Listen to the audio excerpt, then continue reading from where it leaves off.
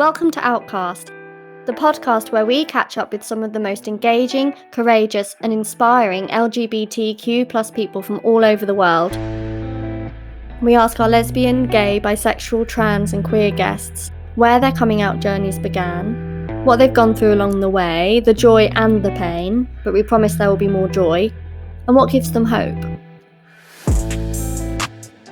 I'll be interviewing people from all walks of life, from hard-working queer people behind the scenes to more familiar faces you might have never known even had the coming out stories they're about to share.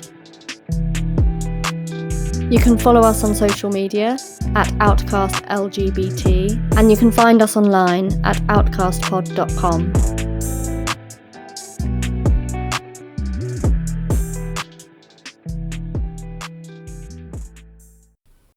Welcome to another episode of Outcast. It's episode 6. I can hardly believe it. I remember just this summer when Outcast was just a kind of dream in my mind, an imagination. So it's incredible to be bringing you the 6th episode. And for this episode, we have a very inspiring guest, a leader from the British military. Wing Commander Mark Abrahams OBE is a strategic engagement and international relations specialist at the UK's Ministry of Defence. He is responsible for formulating and advising on British Royal Air Force engagement strategy, policy and defence for the Americas, Canada and the Asia Pacific. He was formerly the president and chair of the RAF LGBT Freedom Network, which works to ensure that the LGBTQ+ community in the Royal Air Force is supported, valued and empowered. The context for this is that homosexuality was actually banned in the military until 2000. Mark is married and has a fascinating story of being gay and working his way up the ranks of the British military over a time where homosexuality went from being banned to being treated with a don't ask, don't tell policy, and finally to being celebrated today. A small disclaimer for Mark's interview as well. We had some technology issues between the two of us, and I spoke to Mark via speakerphone, so you'll notice that the quality is slightly lower than in other episodes of this podcast. The conversation is no less enlightening and fascinating, so do bear with us. Also, in a rather fitting turn of events, there seem to be little light planes flying over where I'm recording in my little home studio, so whilst I was speaking to an esteemed member of the RAF, there were planes flying over. Mark, welcome to Outcast. Thank you first and foremost, Rosie, for having me, and delighted to be able to take part in the podcast. Your background is as a leader in the British military in the Ministry of Defence, and you're gay and you're married. Let's take you back. Where did your coming out journey begin? I guess a very long time ago in many ways. I recognise that I always thought that I was probably slightly different, and I may potentially have been gay from a very young age, to be honest with you. But, you know, when I was growing up in the 70s and 80s, the world was a very different place. And the reason I sort of pushed all these thoughts away from me was because I always wanted to join the Air Force. My uncle, he'd been in the Air Force in the Second World War and after the war, and always encouraged me to do it as a good career choice. I was in the Air Cadets as a youngster as well. So I'm a sort of product of the Air Cadet system, joining the Air Force afterwards. Am I right in thinking homosexuality was actually banned in the UK military until relatively recently, about January 2000? During the sort of 80s, 90s, being gay and being in the Air Force was illegal. It just wasn't a compatible choice. So, given that first and foremost I wanted to join the Air Force, I guess I was driven further and further into the closet, denying exactly who I was and what I was. Whilst I was successful in achieving my career aims, I was less successful in, I guess, realising who I was and what I was, because I put my opportunity to join the Air Force first and foremost. So I guess that's where my journey really started, but I never realised the full me, if you like, until much later in life. You were focusing so much on your career, you didn't necessarily even think about your personal life and go down that road, really. So I'm guessing you weren't exploring it as a teenager or a young person at all to speak of. I did experiment a little bit, very, very rarely, whilst I was a teenager as well, which I guess further sort of, fueled the idea that I was potentially gay as well.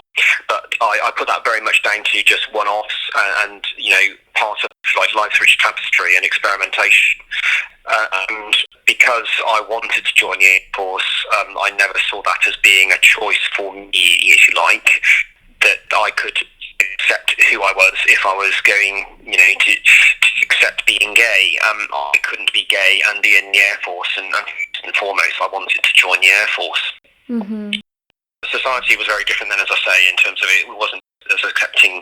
Certainly in the 80s, during the sort of Thatcher years, the prime of the Thatcher years, if you like, it wasn't a place where you necessarily want to have been gay. I grew up in quite a, dare I say, a homophobic household in terms of my parents were very traditional, so it wasn't a conducive environment at home either. So it wasn't something that I could, broach with my parents at that stage either. That makes sense. It sounds like it was a very difficult environment to be gay in. For context, for listeners of the podcast who might not have as much experience with the military and the military approach to being gay, to being homosexual or LGBTQ+, what was the context once you were starting your military career? There was sort of stories all the way through the 80s and 90s of people being hounded out of the military, effectively. I mean, it was a very corrosive atmosphere in the 80s and 90s. Things started to change with the change of government in the late 1990s. Clearly, they did a huge amount in terms of changing the public perception of the LGBTQ community, and they put the appropriate legislation in place as well. You're right, the legislation prior to the 12th of January 2000 was that ultimately you would have been discharged with dishonour, you'd have lost all your pension rights, any financial remuneration that you would have left having done a full service or anything like that. It was just absolutely atrocious. Attitudes started to change in the 90s as societal attitudes started to change. But it was still incompatible until there was a challenge through the European courts and the legislation was changed in January 2000. LGBTQ people were able to serve with impunity in the British military. Am I right in thinking there was a don't ask, don't tell kind of feeling after that? There was sort of, I guess. I mean, and if you take my circumstances, yes, the rules changed, if you like, in January 2000, but you can change the rules of an organisation overnight, but you don't change the culture. And whilst it was great for me knowing that, because I'd sensed I was beginning to challenge who I was and what I was, even at that stage, when the legislation changed, I knew that I was safe and I could no longer be discharged from the military. So I could potentially begin that journey proper in terms of my coming out and being who I was. But I judged the culture wasn't right in the organisation because there was still a number of people around who were still overtly displaying homophobic phraseology or language. So my view was, even then in 2000, that whilst I'd gone through a period of counselling by that stage, I was content with whom I was and what I was, as being a gay man in the military. But just because the rules had changed and I could no longer lose my job over admitting and being open with who I was and what I was, my judgment was at that stage I didn't feel safe to come out in that environment. And indeed, it would be another 5 years, actually. It was 2005 when I formally came out in the military. So whilst I'd come out to my nearest and dearest family by that stage in 2000, around the change of legislation in the Air Force, I didn't come out publicly in the Air Force for another 5 years. And how did your family react? Again, interesting. I've got one sibling, an older sister, and we were always very close during growing up. Not the stereotypical sort of brother-sister relationship where you generally squabble a lot. We'd always been very, very close and, shared secrets with each other that even our parents don't know to this day. So I planned my coming out, if you like, to the family, that I would come out to my sister first, knowing full well that she would be supportive. And that would help me then go to my parents. Mm-hmm. I was always considered to be a mummy's boy whilst I was growing up, and therefore I knew my mum would be most supportive as well out of my parents.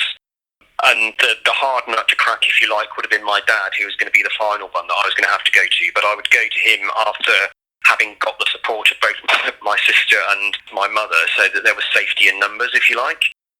And that was principally because Dad, being an alpha male, stereotypical alpha male in terms of being a sportsman, carpenter and joiner, being in the building industry all his life and all that sort of thing. And it didn't really happen that way. I ended up being in a social situation. My mum challenged me because she'd seen changes in my personality and the way I'd been behaving, and there was clearly something on my mind. She challenged me, and I ended up coming out to her and telling her first. And at that stage, she then said, "Well, you need to tell your father, because we're both here together, because we were at a family function together." And once I told my mother and my father, I then ended up telling my sister. So the person I thought I'd tell first ended up being the last one to know. In terms of their reaction, they didn't, disown me or anything like that, which I'm very grateful for, clearly. And they were quite understanding. My mum had basically sort of done some analysis of the situation, and she either thought that the change in my behaviour and my personality was down to other things, and she thought I got myself into some sort of financial conundrum that I couldn't get myself out of. And both she and my sister had been talking about that and realised that I've always been pretty good with money, and they said, well, it can't be that because he's always been good with money. But I'd also been very supportive of a very great colleague of mine, Caroline Page, who's the first transgender female to serve openly in the British military. I'd worked with Caroline before she transitioned. So when this broke in the Sun newspaper, I've been very vocal in my support, and I guess that sowed a seed in terms of my mother's mind, and she said to my sister, I think it's either money or it's his sexual orientation. And when I then obviously did the whole coming out thing with her, she said, well, I probably knew, to be honest with you, given what had been going on for the previous 6 months in terms of some of the things I've been saying. But, they were supportive initially. I think they found it quite difficult to come to terms with because of the generational understanding. My parents are, both born in the 1940s.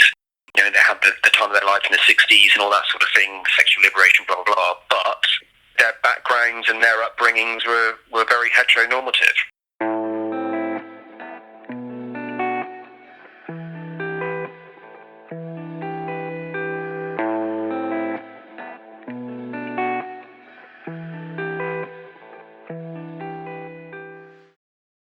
So you had this reckoning period with your family, and the military was going through its own reckoning, really, with sexuality and with LGBTQ plus issues. You were the former chair and president of the Royal Air Force's LGBT plus Freedom Network. Could you tell us a bit about the network and your involvement with it? Yeah, sure. I mean, I was working in Bristol, and as I say, this dates back to 2002. So by this stage, the Air Force had been finding its feet, I suppose, in terms of the LGBT plus community, and formulating policy and writing regulations and all sorts of things for 2 years by this stage, following the change of legislation in 2000. And I was working in Bristol, and I'd already started networking amongst the military community, both not just in the Air Force, but across the Navy and the Army as well, and knew that there were other people out there who were looking for support more than anything else. And there was a growing view, certainly from where I sat, that the Air Force was formulating policy on a whim with the best of intentions, but they were formulating policy that was affecting a part of their personnel, their community, without really talking to the people that it really affected. And this was charting new territory, to be honest with you, because gays had not served in the military openly prior to this, legally anyway.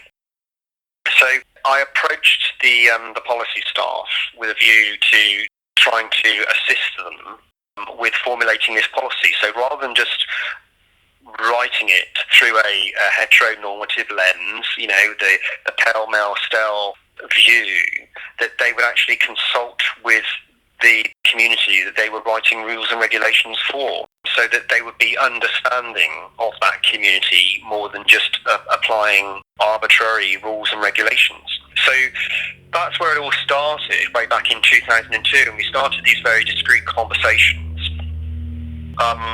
And those conversations went on for about 4 years until the network, which started with a bunch of, well, not a bunch really, it was just 3 people that started the sort of dialogue with the policy staffs initially. And as word got out, it was three gay guys that started the initial conversations. Obviously, we then wanted to try and encompass a broader perspective and more elements of the LGBT plus community. So, the number of people then started showing an interest in wanting to get involved in some of the things that were going on. And from that, initially, we grew what was called the LGBT Forum, which was just effectively like a small group of people, half a dozen of us, who would be used as a sounding board, like a smart customer for the policy staff. So when they were starting to look at LGBTQ policies, they would use us as a sounding board.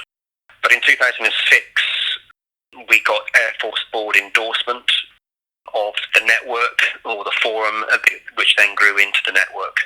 And it's grown just exponentially from there, to be honest with you. And I then effectively ran the network for the next 7 years before standing down as chairman, and then was president for a couple of years beyond that as well. And it's all been really, to be honest with you, Rosie, about informing, educating and empowering. And those are the 3 key words I would probably use, informing the broader Air Force about what the LGBT plus community is all about, educating them and dispelling myths more than anything else, and popular misconceptions.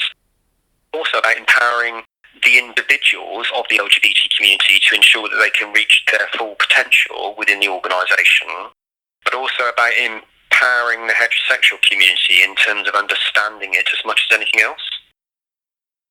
I love that it's got that element of allyship and educating people within the community and supporting people within the community, but educating outside it too. It's really inspiring. Have you got any pieces of advice that you would give allies or members of the heteronormative community to support LGBTQ plus people? You have to be authentic in everything that you do, and it is about following words with deeds, because, being an authentic ally and an authentic organisation supporting a protected characteristic is not just about having a statement or a vision or a poster on a wall. It's about following up with, real hard evidence of how you support that community. Yes, you've got to have all of that legislature and that policy framework in place to provide you with the governance process by which people work and live and exist within their organisation. But at the same time, allies need to be vocal and visible in their support. So it's not just about having a poster on a wall saying the good words. It's about being leaders as much as allies in terms of providing support for the community. That works right from the very top levels of any organisation, be it the management board level, to the most junior ally that you can have on the shop floor or wherever in the organisation. And what do you think the biggest challenges facing the LGBTQ plus community today are? I think the biggest challenge is so much change has gone on in the last sort of 30 years with regard to LGBT legislation. And, it's not all a bed of roses out there. I absolutely get that. But in terms of where we were, when you look back to the 1980s, the late 1980s, and the final sort of tenure of the Conservative government and Clause 28 and all that sort of vile period that we went through, there has been a huge softening and there has been a huge amount of progress. So there is an awful lot to be thankful for. And I think the biggest challenge now is, now that there is so much that is equal, if you like, there's been such a long fight for equality, it is ensuring that we remain relevant within society as much as anything else. And when I say relevant, it's maintaining a profile within the broader community, because there are still issues out there where there is homophobia going on, there is still inequality, but we tread a very fine line these days because there is so much equality that people perceive that it is all now yesterday's news. So it is a very fine balancing act that we have to tread. There is still work to be done, but we need to be very careful about how we take that forward as a community, I think, to ensure that it remains credible in society. Absolutely. I mean, it's so true. I think starting this podcast and also just situations in my life, the number of times people have sort of said, "You're gay, get over it," which I think is both positive and negative. Positive only because it shows that there is that perception of how much equality we have and how far we've come. It's negative because it cancels out the nuanced issues within the community now. And I think you're right. I think there's so much equality. And I think especially for being gay and for being cisgendered, the next frontier is looking into this current backlash and sort of transphobia that's happening now that trans and gender rights and equality are more under the spotlight. Outcast. Coming out stories from inspiring LGBTQ+ people today.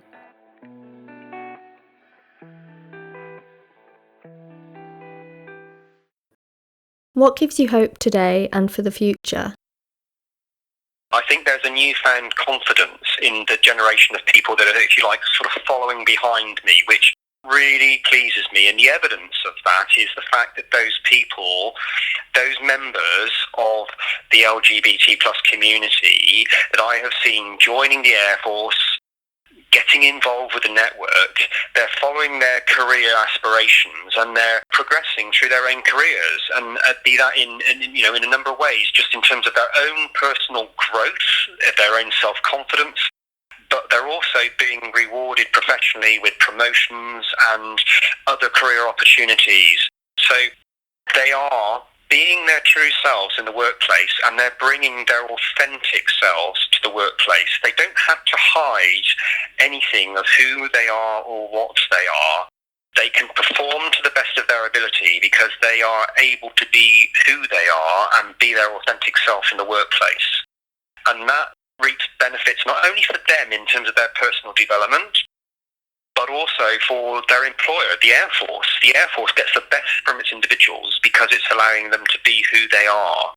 And as I say, the remuneration that the Air Force is giving those individuals for performing well, being great professionals and delivering both in terms of service at home and on operations overseas around the world, is that they're getting promoted and they're carving their own career paths as much as anything else, and they will go on to be incredibly successful people. And that really does give me hope in terms of, I'm coming to the end of my RAF career now, but I can leave feeling really quite satisfied that the LGBT plus community in the Air Force is in a pretty good place. Absolutely. And I think what struck me then when you were speaking as well was that as well as the military side and the defence side, there's also this wonderful soft power being communicated, the soft power of Western countries to have all colours of the rainbow in its people, in these incredibly strong, successful, inspiring people. Yeah, absolutely. And, we are ambassadors not just for our service, but for our country when we go overseas. I've served all around the globe, much like anybody else who's in the British military, to be honest with you. And yes, I guess you can be candid in some areas, but you have to be less candid in others in certain circumstances. But at the same time, you can be an ambassador for your service and your country. And, when you are in those situations where perhaps one of the countries that you're working with in a certain operation is not necessarily so forward-leaning in terms of its outlook with regard to LGBT plus community policies and serving in the military, or just in general, then you can be an advocate and an ambassador for the service and your country in that sense. Absolutely. And even if it's just bringing that extra level of empathy as a serviceman or servicewoman, it's fantastic. Mark, thanks so much for giving us your time today and sharing your story. I know it will resonate with so many listeners with military backgrounds or partners with military backgrounds. I'm just feeling incredibly grateful that we've managed to make this work in spite of our technology woes. We got there in the end. Thank you for listening to Outcast, a podcast with interviews and coming out stories from inspiring LGBTQ+ people. I'm your host, Rosie Pentreath. I hope you can join us again next week.